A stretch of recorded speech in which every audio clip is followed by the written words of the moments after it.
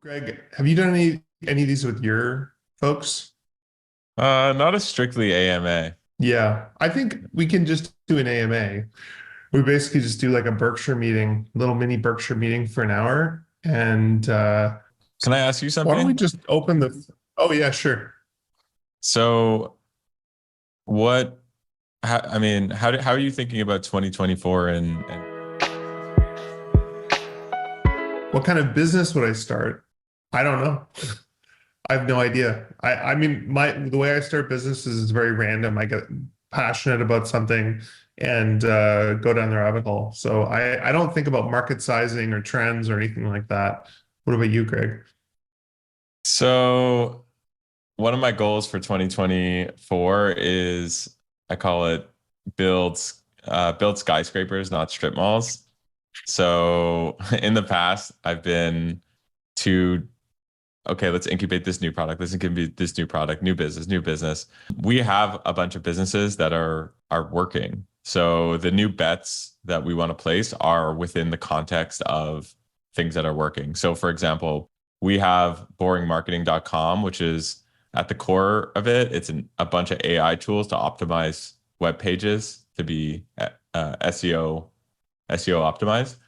Well, why wouldn't we just do boringads.com, same model, build AI at the core of it, build an agency around it, eventually probably spin off SaaS? I think you have to ask yourself when you're building, are you in skyscraper mode? Or are you in strip mall mode?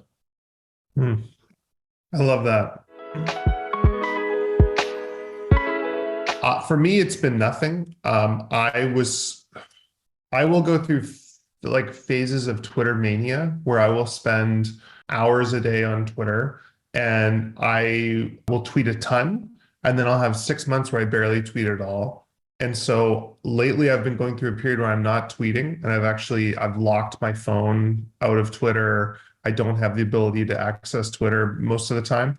But so I don't spend any time on that. And then when it comes to the community, all I offer is the AMA. And then the other thing I did is I charge $10,000 for a phone call. If someone wants to do a phone call with me for 1 hour, it's $10,000. Not that many people take me up on that, but I've probably made 40,000 or something this year. And that's just like, look, like if someone wants to talk to me, sure. So most months, if you think about it, so I make 400 times 30. So I'm making about $12,000 a month off of the community right now. And that's not including the value of businesses that get sent to us, hires, all the other stuff.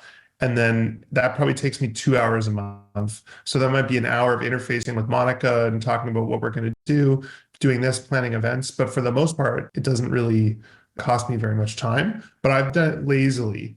I could do a better job of like creating more subscriber only content. I could probably be at 1,000 subscribers. I'm just not. What about you, Greg? I probably spend 3 hours a week, 3 to 4 hours a week creating content.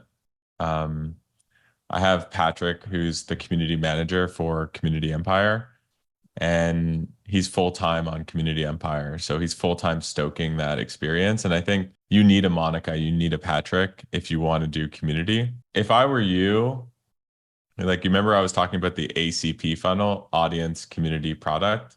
I believe that you can only really focus on one of those at a time, especially given it's such a small team. So you've built an audience, which is amazing, but your audience is on Quicksand, as far as I'm concerned.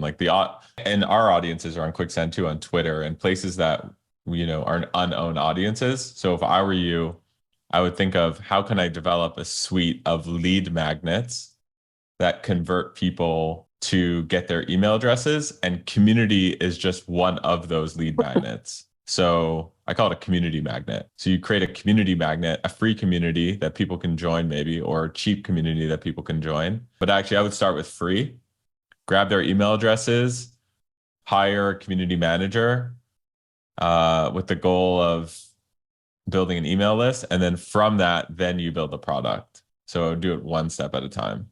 And then I'll say one quick thing is I have this whole thesis that memberships are the new community, and selling, like for example, when I think of Community Empire, I think of like what are all the templates, tools, software that business builders need, and community is just, and there's also community. So you can have a similar thing too, just looking at your Twitter, like thinking about turning your community into a membership. Like your community might be the product, is basically what I'm saying.